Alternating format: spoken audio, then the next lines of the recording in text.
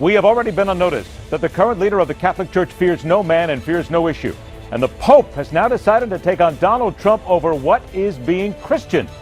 Fire and brimstone has never been like this. Already plenty of fire and brimstone over the next Supreme Court justice, with people spitting out falsehoods about the Constitution and others screaming blockade. But there are 5 reasons why the GOP should not fear a SCOTUS fight, and we've got all 5. The most prominent female politician in America, once crowned empress before her time, falling once again and on the verge of failing again. The reason why she's not already your presidential choice, America, because you're afraid of a woman in charge. That's what she says. So let the sparks begin. And I'm told by you, you want the truth. You want the facts. So I'm going to deliver facts on Sanders and Trump. Let's see how comfortable you are when we're done. I'm Ed Berliner. This is The Hardline for Thursday, February 18th, 2016.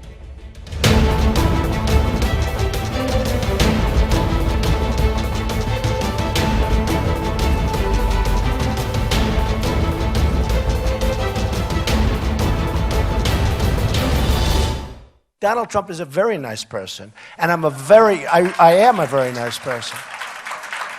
And I'm a very good Christian, because the Pope said something to the effect that maybe Donald Trump isn't Christian, okay? And he's questioning my faith. I was very surprised to see it, but I am a Christian, and I'm proud of it. Donald Trump fears no one. Neither does the leader of the Roman Catholic Church. And we are now seeing a true collision between the most powerful cleric in the world and the man who wants to be the leader of the most powerful free nation on the planet. Buckle up. First up, he is vice president and academic dean at the Dominican House of Studies in Washington, D.C., author of Aquinas and the Theology of the Body, Father Thomas Petri. Next, veteran journalist for the New York Times, Wall Street Journal, and currently weekly columnist for the New York Post, where, among other things, she covers religion. Welcome, Naomi Schaefer Riley. And speaking from the political and personal side of the issue, former Republican mayor of Bogota, New Jersey, surrogate spokesman for Ted Cruz, and a member of the Catholic Church, welcome, Steve Lonegan. I want to thank all 3 of you for being here. And Naomi, I'm going to begin with you, because exactly what the Pope did when he answered a question on the plane back to Rome from Mexico. Quote, a person who thinks only about building walls, wherever they may be, and not building bridges is not Christian. This is not in the gospel. He also added, I just say that this man is not Christian if he said it this way. From a journalistic standpoint, though, here, Naomi, all day long we saw people saying that the Pope said Donald Trump was not a Christian. Everybody put that A in there. Correct to say that maybe there are those who would say that he was not quoted correctly, even though we know he speaks exactly what he means. Well, as you know, the Pope has a habit of sort of speaking off the cuff. He's made quite a few comments during his time, and I think that the American media tends to sometimes blow it out of proportion, but I do think that he has the tendency to speak off the cuff, which is, by the way, something he has a lot in common with Donald Trump on.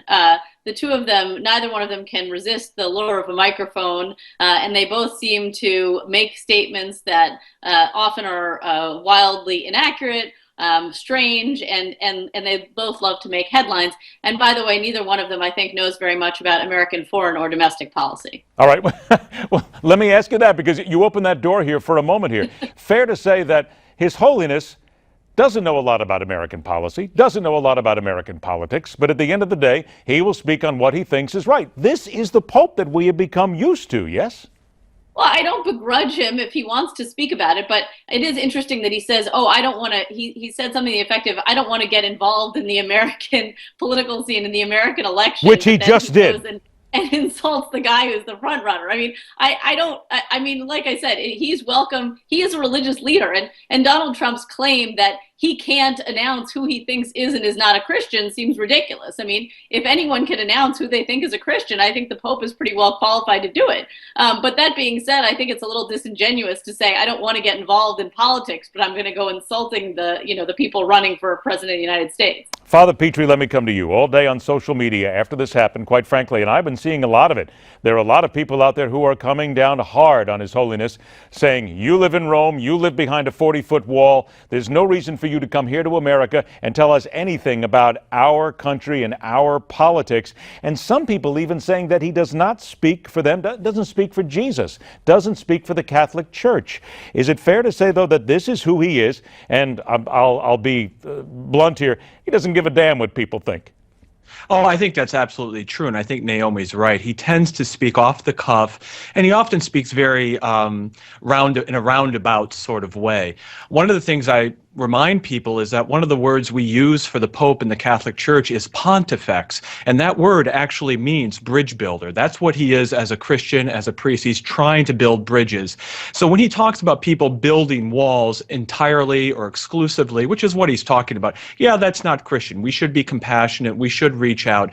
I don't think he's making a comment. I hope he's not making a comment about public policy in that statement. Mayor Lonegan, let me get to you then, and this comes down to what I've just alluded to in many ways. People say the Pope went too far. Don't get involved in politics. And Donald Trump has fired back saying, he basically said that this is not who I am, and this is disgraceful, it's shameful, and he believes that the Pope should not be questioning his faith. What do you think? Well, the Pope has the right to his opinion, but certainly I know Senator Cruz is never going to judge another candidate's Christianity. He's a man of great faith himself.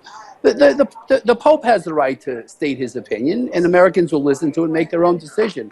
As a Catholic myself, I don't know why he would become part of the American political scene in such a manner. Well, I think might he become part of that scene? If I don't mind interrupting you for a second here, he was coming from Mexico on this trip, and he was talking about those who basically are coming across the border. He was looking at those who he feels are being downtrodden and those who are being hurt and the families that are being separated. And Donald Trump says, well, maybe the Mexican government maybe didn't tell him the whole story. Do you think that's a possibility here? I think it's a great possibility. I mean, look, the Pope is representing the social justice side of the Catholic Church. I don't always agree with those positions as a Catholic myself. But again, let's get back to the campaign itself. Ted Cruz is a man of great faith, and he would never question another candidate's faith. And for the Pope to bring this issue into the campaign, I think is a distraction on the real issues. Naomi, let's talk a little bit then about where the campaign takes it here, because religion has become a part of this already. Because in many ways, here's Donald Trump, and let's be very fair here. There's going to be some people who will be all unhappy when I say this out loud. But Donald Trump has questioned the faith of Ted Cruz and Marco Rubio in the past, recent past, as a matter of fact, and now he's coming up and he's saying, you can't question my faith. Aren't we talking about whether you love him or not? We're talking about a factual double standard. Well, Donald Trump is just one double standard after another. I mean, I don't know why this is any different. But obviously, like I said, I think the Pope has every right to question Donald Trump's faith if he wants. I think that there are religious leaders all over the country who are involved in this political debate right now. I think, if Donald Trump wants to go around calling himself a Christian and claiming that he represents the interests of evangelical Christians, of Catholics in this country, then other people have the right to say, look, you go through women pretty quickly. You're not exactly Mr. Faithful. You're not exactly Mr. Humble. These are things that Christians like to see, presumably, if they're looking for a Christian candidate. If they're not, that's another story. If they're just willing to say, okay, I'm not looking for a pastor-in-chief, it doesn't matter, I don't really care what your personal moral behavior has been like, that's fine too. But either way, I don't think anyone is, it's a problem for anyone to question his faith, and I think that everyone, has a right to. Father, let me bring this up to you here, because this comes from the Canadian Broadcasting Company, CBC, talking about Donald Trump. He's on his third marriage. He uses vulgar and insulting language to disparage others. He used to be pro-choice and a gay rights supporter. He loves money and pursues it relentlessly, and he exhibits other behavior contrary to the Bible's teaching. That's from the CBC. But he is still very popular among people of faith. Why do they then see him as the man they want to follow when you put this on the table? Well, personally, I think it's because many evangelical Christians, many people of faith feel that the GOP, the establishment, has really left them behind and is not really listening to their desires. I do think that there's a problem, though, with Christians espousing someone like Donald Trump and backing him, because he really seems to be a very angry man, and it's not clear, and this is not for me to judge, it's not even for Pope Francis to judge, whether his conversion from some of his previous ways of life is genuine or authentic. Time will tell that. Everybody changes their mind, right, Father? Absolutely, absolutely. And we'll just, of course, we're always suspicious. We're always suspicious with politicians when they say they change their minds, right? We definitely heard that in there, Naomi. I got that. Let me come, Mayor Lonegan, let me come over to you on this point here right now. Is it just possible, Mayor Lonegan, that the Pope's statement could backfire and help Donald Trump with evangelicals who may not like the Pope interfering in U.S. elections and may be along the lines of what the Father just talked about?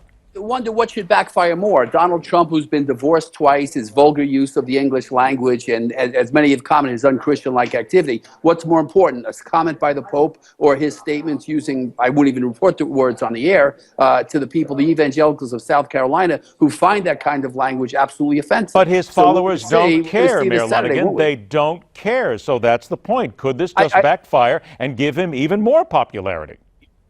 I don't think it'll backfire. Yes. I think we're going to see. I think Senator Ted Cruz, in fact, I know Senator Ted Cruz will outperform expectations as he always does on Saturday. And I'm not predicting we're going to win South Carolina, but I think the senator's going to do far better than people realize, because ultimately, at the end of the day, Senator Ted Cruz is a man of great faith. He's always been consistent with his faith, and that's not questionable. Okay, now I got that. I got to stop you there, because I understand you are a surrogate spokesman for Ted Cruz, but this is not about Ted Cruz tonight. I appreciate that. This is about Donald Trump and the Pope going at it. Naomi, 30 seconds to you here. Let me put that question to you. Donald Trump's come out blazing, and people are right behind him on social media. He has played this perfectly once again. He owns the space. Say what you want. He's turning this into a win. I absolutely think he is, and it's amazing. I think that this really could backfire in the sense that you're seeing all over Twitter. There's anti-Catholic comments coming from Trump supporters. I mean, it is real shame. And the Pope has gotten a reputation in the U.S. as being rather liberal, and I think that what's happening is people are thinking, oh, well, if he doesn't like Donald Trump, maybe Donald Trump's the real conservative, which is frankly very untrue. Father Thomas, all I can say is, please, Father Thomas, say a prayer for us, because I think we're going to need this coming down the line as we head towards all these different primaries as well. I'm out of time, unfortunately, Mayor. I have to thank you very much. Father Thomas Petri, Naomi Schaefer Riley, Mayor Steve Lonegan. I promise that this is not the last word on this. I know we got a lot more to say on this as we go down through the primary side. We will talk to you all again. Thank you very much for your time. The discussion will continue. Take a breath. Let's move on. The fastest 60 minutes of news, The Hardline, continues.